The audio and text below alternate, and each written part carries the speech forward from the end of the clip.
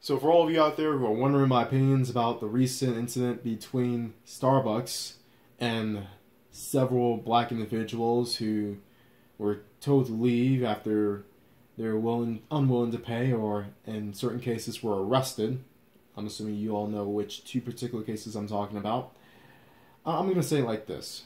For starters, I am very indifferent to either side, because I think on both sides there's a lot of disingenuous incentives and reasons on why both individuals or both entities did what they did, which I'll explain later.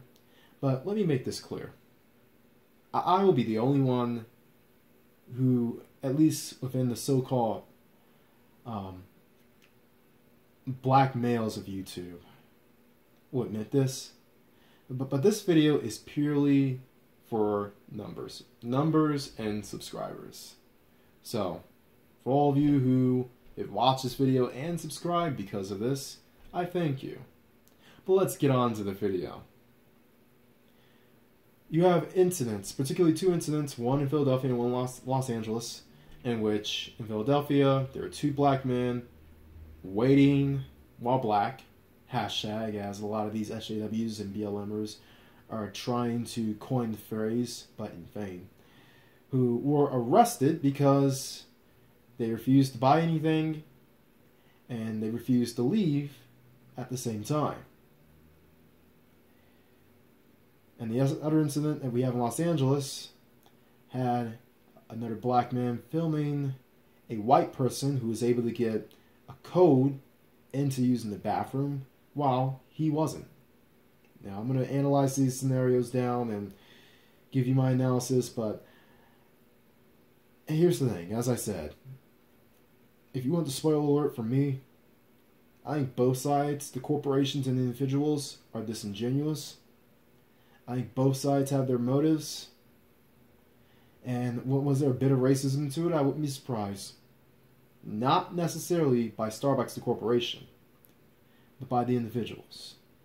Now, Starbucks the corporation has dug themselves into a hole of being this SJW liberal company that shows all these virtue signaling gestures, particularly towards the LGBTQXYZ communities, women's, feminist, and all sorts of other supposedly downtrodden groups. Except the one downtrodden group that has been affected by this, which, ironically, you're getting a bunch of alt-righters saying and siding with Starbucks. All of a sudden now, last year, remember last year when Starbucks made a pledge in order to hire immigrants and aliens and Martians because Donald Trump was putting the hammer down with the border and who got in, who got out. But now the alt-right seems to be the #1 rallier of Starbucks because they got them boys arrested. They got them boys kicked out of Starbucks. Starbucks is a white and Asian female who sucks white cock establishment. Yeah, that's it. That's it. There you go. Look here. Both sides suck. And the reason why is this.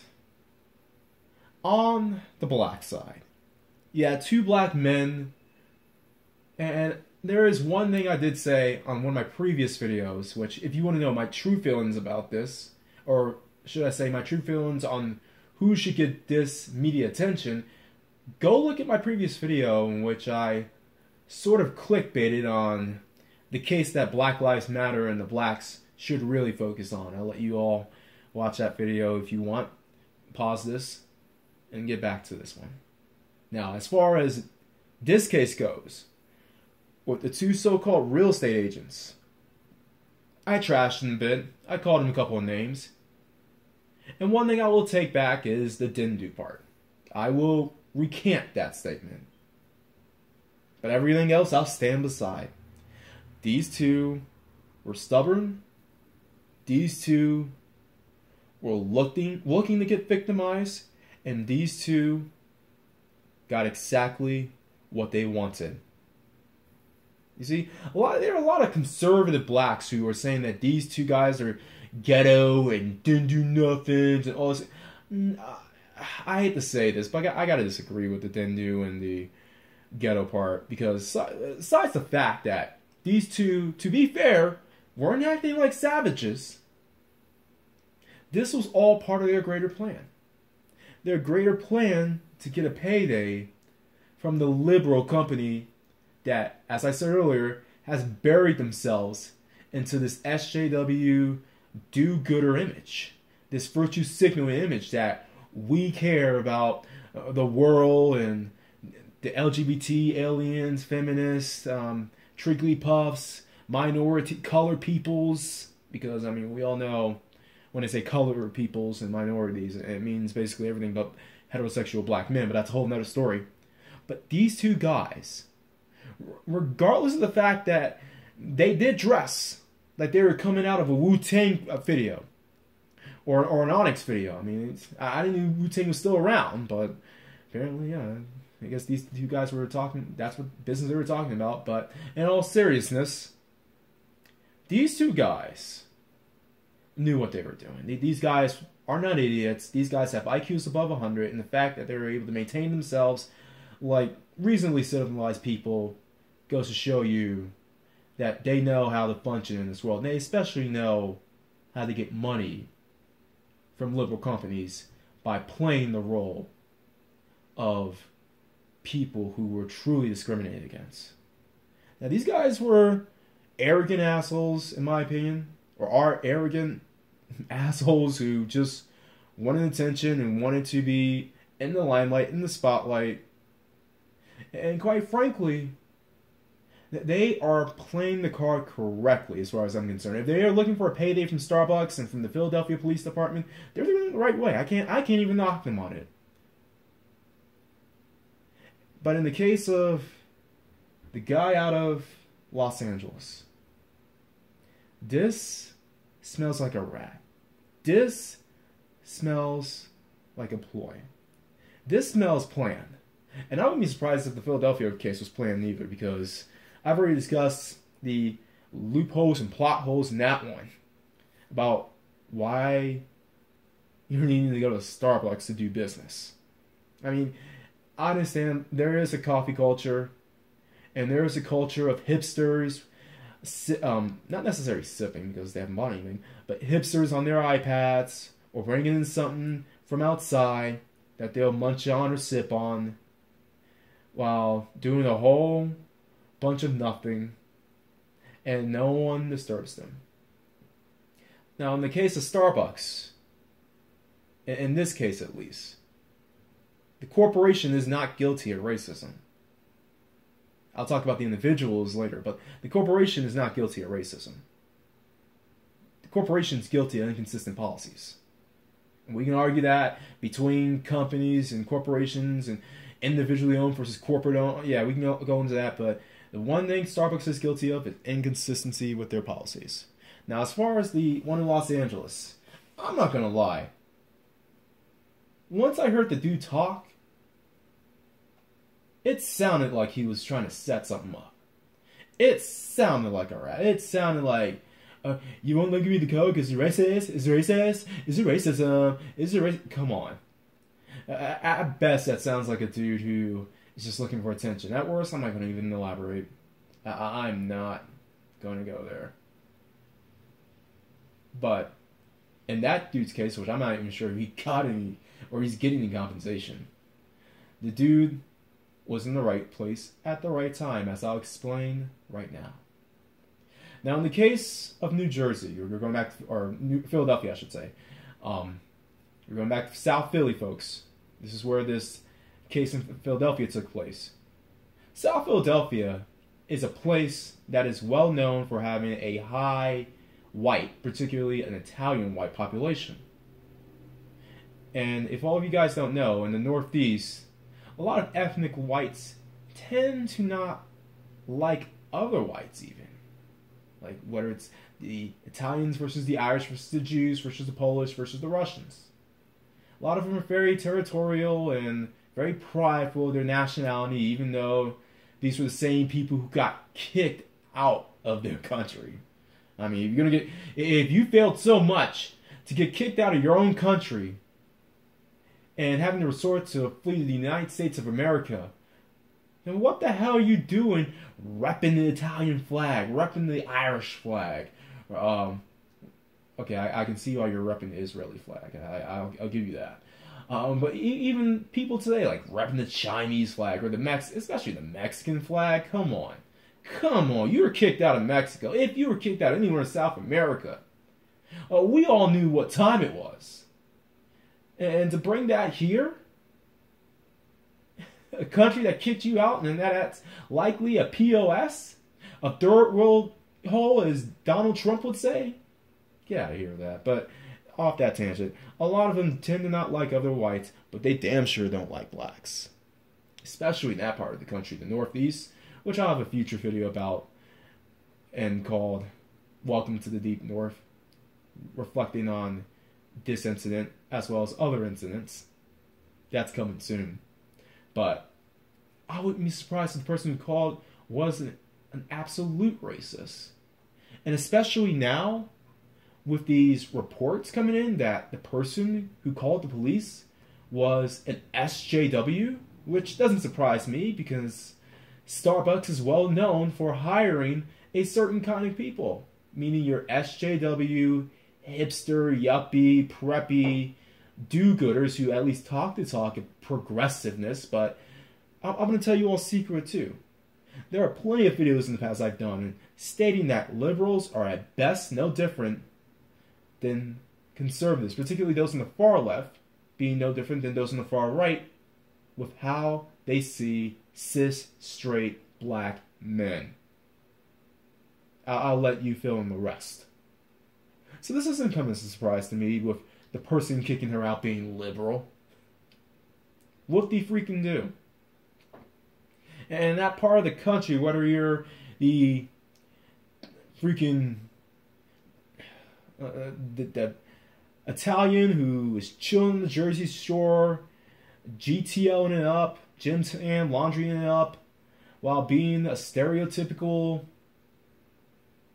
rhymes with Nito, or you're being an SJW feminist hipster who talks to talk about how you like this group and that group's oppressed, but in reality you're just doing all that to hide your own little racism instead of having balls, or some balls, like your far-right brethren. I wouldn't be surprised if this was a case of racism. Which, yeah, when it comes to the case of those two in Philadelphia, right place, right time. They were just super lucky. And the woman who called on them, yeah, I wouldn't be surprised if she gets fired, and if she does, hey, I'm not going to cry any tears. I'm not going to defend her. And that goes for the case in this Los Angeles incident in which you had this store manager telling the other guy to leave, basically with no explanation, whether because he was being rowdy, or whether because he was trolling for some clickbait, some social media attention, some world star incident he can upload, or a live leak incident. I want to hear the entire thing first. I'm not going to immediately say fire her too, but knowing Los Angeles and knowing the woman who was confirmed to be either Hispanic or Asian, doesn't matter.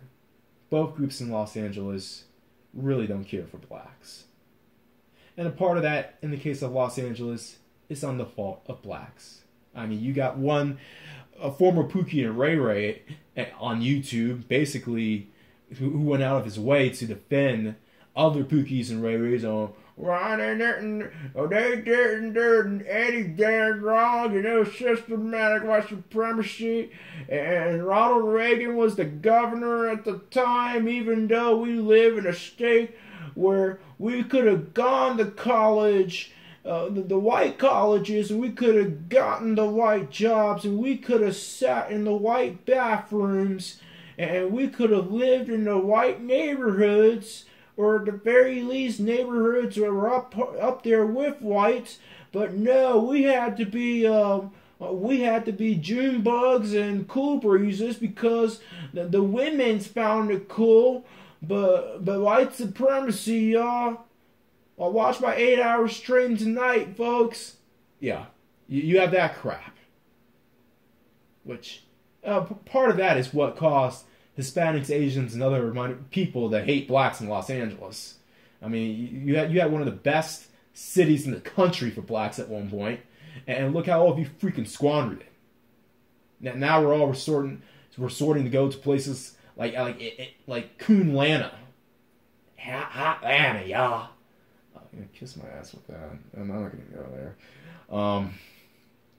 Or other places like Houston and Dallas or and Charlotte. Yeah, they're alright cities, but who wants to be in those cities between the months of June and September? Let's be honest.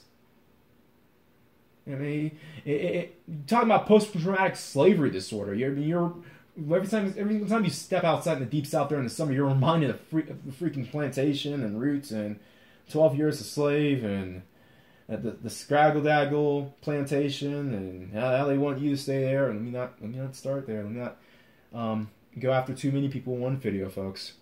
But the point is this. I wouldn't be surprised if that woman was a racist. And if that was the case, she needs to be axed too. Starbucks, in my opinion, is the only one. The corporation Starbucks is the only one that's handling this in a somewhat corrective manner. You have two groups of blacks who are just looking for attention for the most part. Who are just trying to play the race card in order to get a quick paycheck, or a nice paycheck, especially in the case of the guys in Philadelphia, which I'll give them credit. And you have a group of two individuals, one white woman in Philadelphia and one Hispanic woman in Los Angeles, who were basically stereotyping, and they were pointing out these men for possibly because of the color of the skin. I wouldn't rule it out. I wouldn't say possibly, probably. But this goes to show that, for starters, it's time for blacks to play the race card when it's really needed. I already made a video of one case where the race card should be played, and it should be played to the moons. The fact that the media, the television cameras, the helicopters with their flashlights shining in a particular house outside of Detroit, Michigan, where they should be, but nah, we don't want to focus on real racism. And this is the reason why cases of real racism never get talked about, because this is the perfect, beyond anything else, beyond these two disingenuous groups of people, the media itself is doing this. And I'm surprised people don't see it. Everyone's like getting all outraged, and like you got guys in one direction saying those guys didn't do anything, they're heroes, they're the next Rosa Parks, City Wall Black hashtag. Oh my goodness, we need to call Messy Jesse and Al Charlatan and the Lip Smacking Mac and the doctor. Oh wait, we can't call the doctor. He's in a whole heap of his own mess. Anyway, and then you have the other side saying, well, I stand by Starbucks and I stand by the ladies. And I bet they're fine though. They would love a conservative black man like me. I'm not like the other blacks. I mean, like, you got these two sides these sides play. This is retarded. I'm sorry. I can't even go on with this. This is how silly this case is. You got two sides basically playing their little battles on, you gotta pick a side. I say that the hell with both sides. Let them figure it out.